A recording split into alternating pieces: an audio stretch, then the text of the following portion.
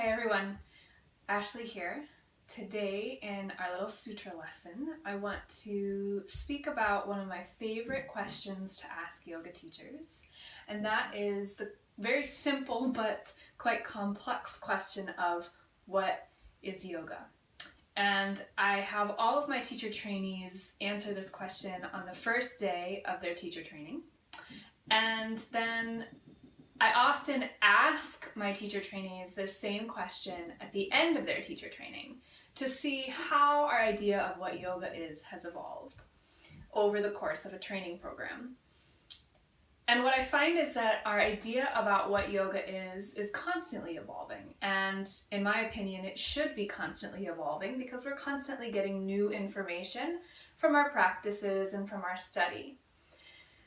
Now, the Yoga Sutra has something to say about what yoga is, and specifically once we get clear on what yoga is, the next question becomes, how do we practice yoga? Now, I do want to pause and mention that there are infinite answers to this question, and there is no right or wrong answer. There's just the answer that is right for you based on your own experiences and understanding. That's actually a really key point in the Yoga Sutra, which is that our knowledge and our wisdom is our own. We should be really skeptical about someone else telling us how to do something in a specific way. And we see this a lot in the yoga industry where there are teachers or methods that are very rigid and ask you to do something in a very specific way. And in my interpretation of the Yoga Sutra and what Patanjali has to say, that's actually not what Patanjali is looking for in the Yoga Sutra or is preaching in the Yoga Sutra. The yoga to Patanjali is very much a personal experience and has to come from our own wisdom and our integration of the wisdom that others are guiding us through.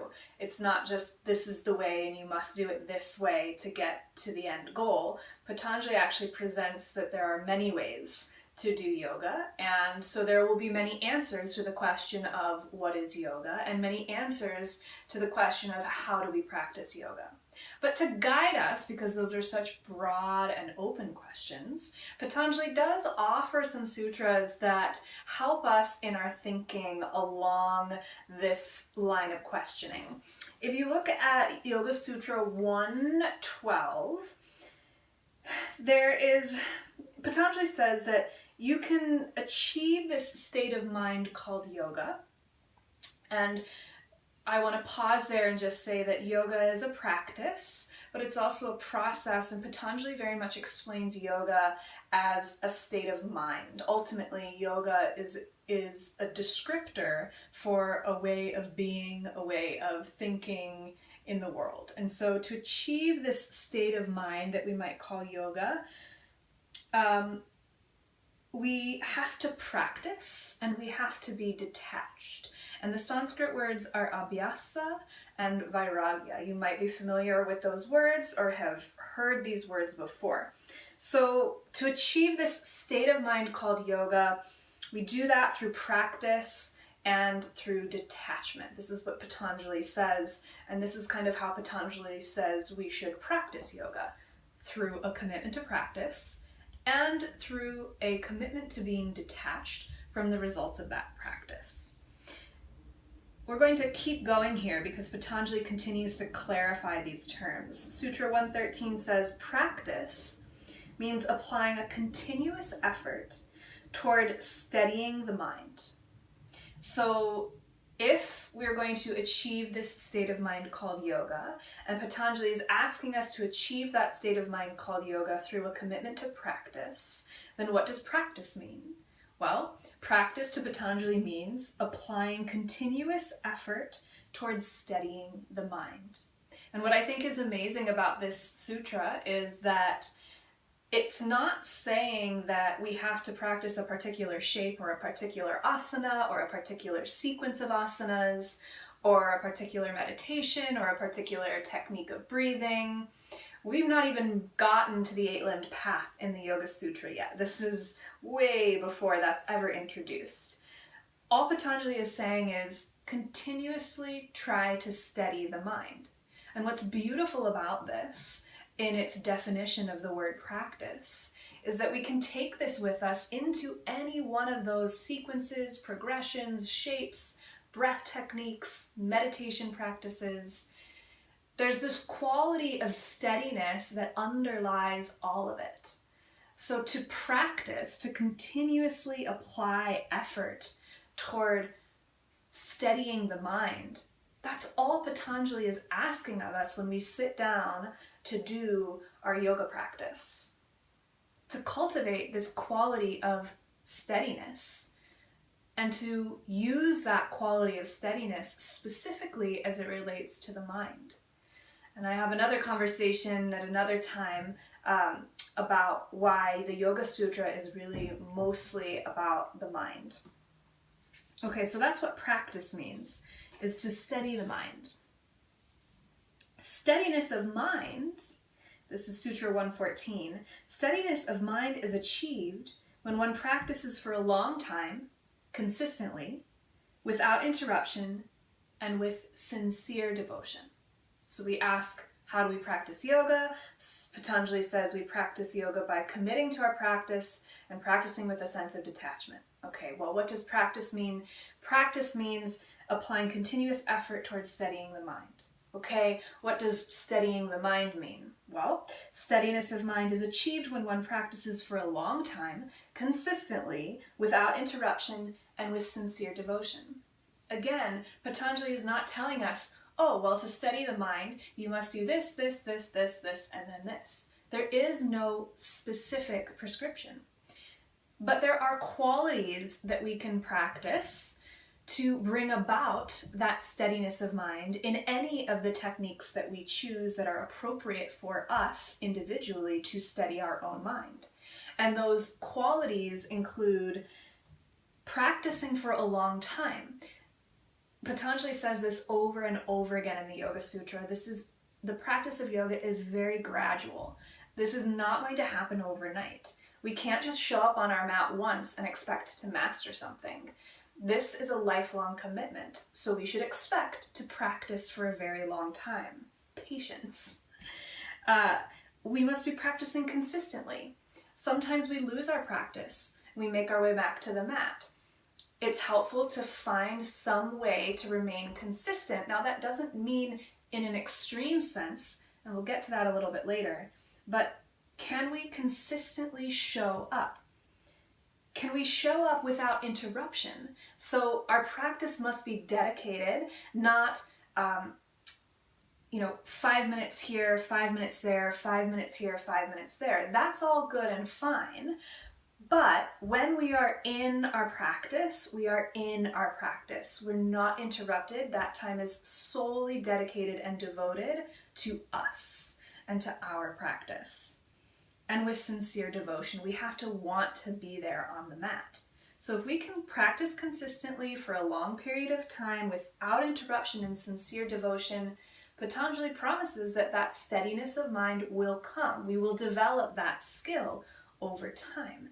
It's not something that we are going to master by specifically breathing in alternate nostril breathing for 4 rounds for 5 minutes every day for 40 days. It takes a little bit more nuance than that to get to this steadiness of mind. So that's what Patanjali has to say about what practice means. Remember, we have to be dedicated and devoted to our practice, but we also have to have this quality of detachment. Now, this particular word, detachment, this Sanskrit word vairagya, is really controversial. We in the Western world have a really hard time with this word detachment. We often don't like it because it doesn't really make sense to us. The biggest critique I hear of this particular word is that, how do you live in the world detached? Does that mean that you just don't care about anything? Then how do you live in the world at all? Because you have to care about things to do things. And this is what Patanjali has to say about that particular word, detachment in Sanskrit, vairagya. So detachment happens when one no longer desires or craves fulfillment or pleasure from the senses. Now, I know this doesn't necessarily clear up the controversy around this particular term. An easy way to think of vairagya is with this one word, detachment, but really what this detachment is a letting go of our desire or our cravings for fulfillment or pleasure. And we like pleasure, we like the things that we desire, and we can go back to that same argument. Well, if we're releasing our desires and our need for pleasure, then what are we living for in the world? And it's important that we're releasing the desire, but that doesn't mean that we're releasing the ability to do that particular thing. We can still do something that is pleasurable. It's just that we're not going into it with the intention of desiring that pleasure. We might still get pleasure from it, but that's not the intent of why we're doing something. So we can then go into our practice or go into the world and do something without the expectation that we'll be getting anything in return, that we will desire any particular result from doing that action, but that it's very much selfless and we're doing it for the sake of doing the action or doing the practice. So that's really what this idea of detachment means. In Sutra 116, Patanjali says, the highest form of detachment develops as an individual better comes to know and understand her true self. Once you know your true self, you will no longer become distracted or disturbed by the forces of nature. This particular sutra introduces the idea of the gunas, which is, again, another lesson in and of itself. These forces of nature are called the gunas. You may be familiar with them. And what Patanjali is saying here about this idea of detachment, just like practice is something that brings about a steadiness of mind, and steadiness of mind comes about through a commitment to practice over time, the same thing can be said of detachment. It's not a particular technique that's going to all of a sudden help us become detached, but it's our dedication and devotion to our practice over time that will help us become more aware of this lack of desire, or become more able to have this lack of desire. And that happens naturally as we come to know our true self. The true self is something that Patanjali dives into deeply, and really that's what I consider this idea of samadhi, is coming to know our true self. And that is, again, another lesson in and of itself, just understanding what this idea of samadhi or this idea of the true self is. But the idea that I want you to walk away with here is that by stepping on this path, by stepping on this journey of discovering our true self through the practices of yoga, we will eventually be able to become more and more detached, more and more able to let go of our desire for a particular outcome, our desire for things to go the way that we want them to go or the way that we expect them to go. And that releasing, that letting go, is really super important in yoga. And that's what I want you to take away from this idea of vairagya and detachment more than anything else. So you can see we're already starting to build this stable of qualities that are really useful. Developing a steadiness in the mind and in our thoughts. Developing a dedication to continuous practice and devotion to practice. And then finding this way to release and let go of our desires, needs, and expectations so that the will of the true self can flow through us and out into the world. Sutra 120, so we're skipping ahead a little bit, says, if you are not born into an advanced state of yoga, you can still achieve it by doing the following things. 1, having faith in the practices. So now we have another quality that we can cultivate, and that's the quality of faith. 2, remaining strong even when you feel deflated. Now we're being introduced to the quality of strength. 3, remembering to practice. We go back to these sutras that we've already learned about and how important it is to have this continuous practice, to practice consistently. 4, continuously focusing. That focus comes in to help us achieve this steadiness of mind. And 5, awakening to wisdom. And that awakening really happens and develops through a release, a letting go of our desires and our expectations, that vairagya, that detachment.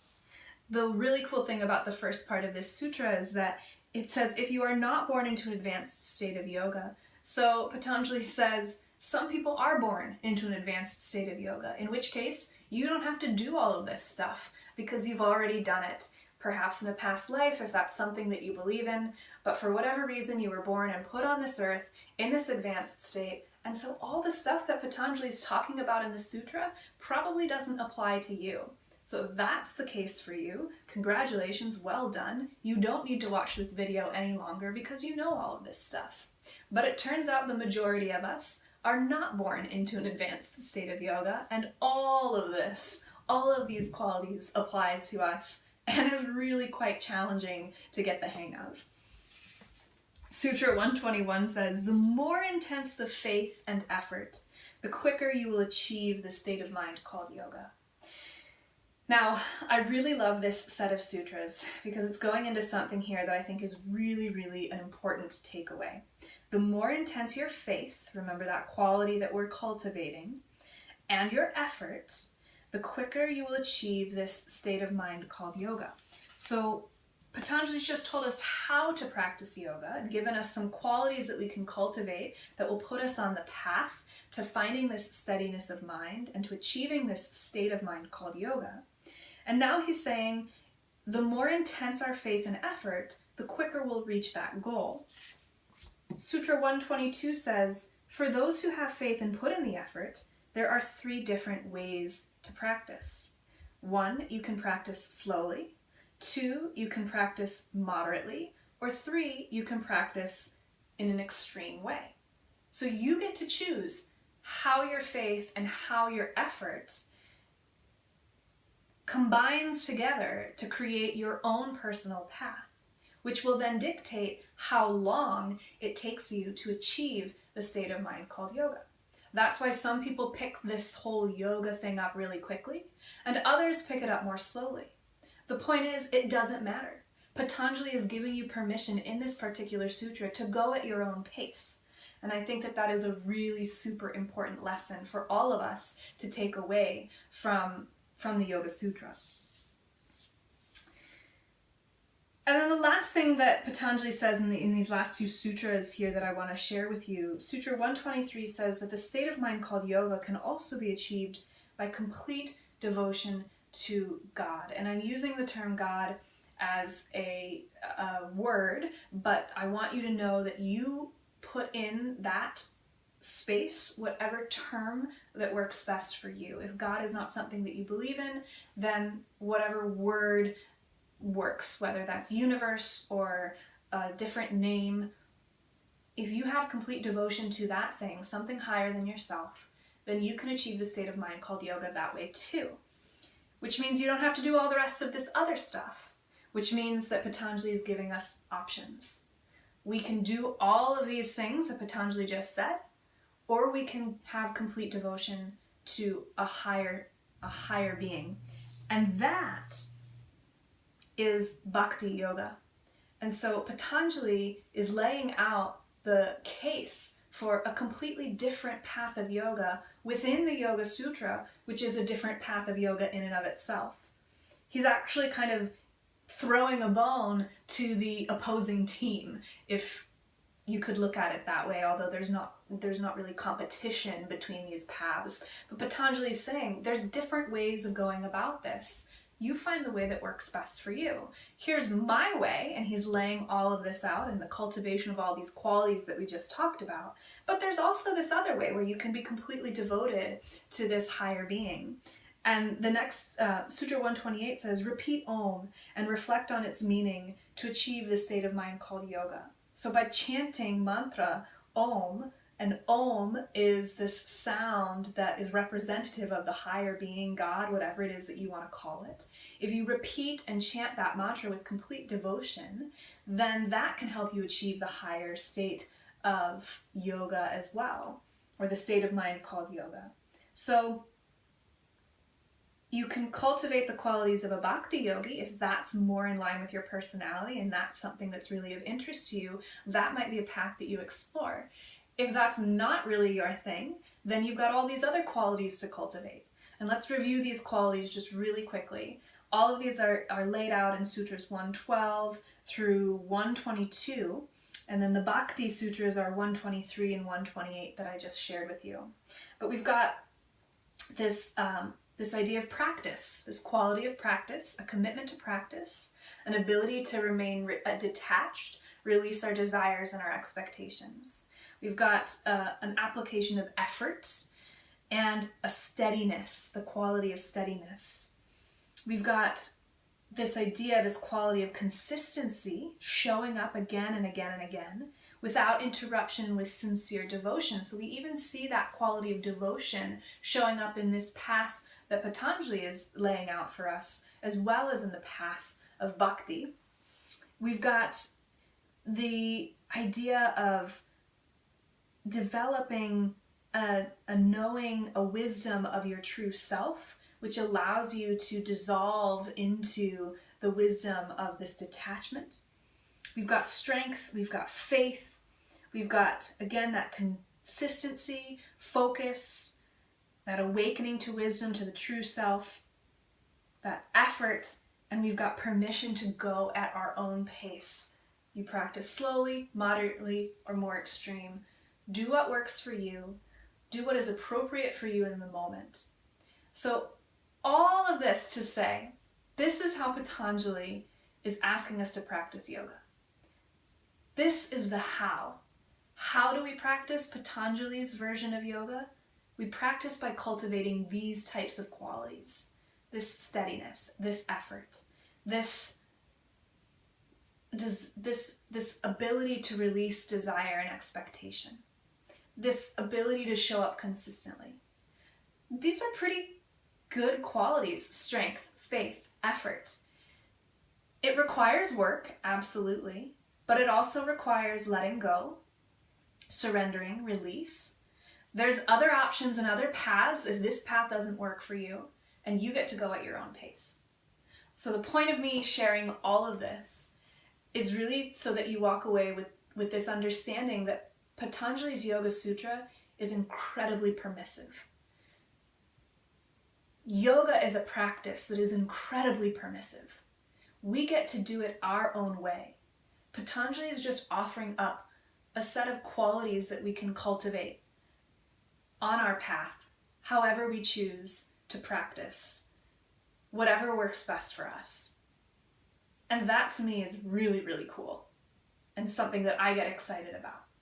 Because then as yoga teachers, we get to then choose these qualities that Patanjali offers to us, or other qualities that we find valid from our own personal experience, and share those qualities and help our students cultivate those qualities in their practice.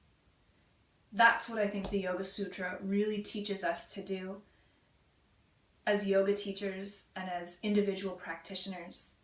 And that is the power of what Patanjali is teaching us in the Yoga Sutra. I hope that you've enjoyed this little lesson on the Yoga Sutra. If you have any questions, please reach out, let me know. I love having conversations about this. And I look forward to teaching you more about the sutra soon. There are so many more qualities to dive into, so many more concepts to talk about. Have a wonderful rest of your day. Namaste.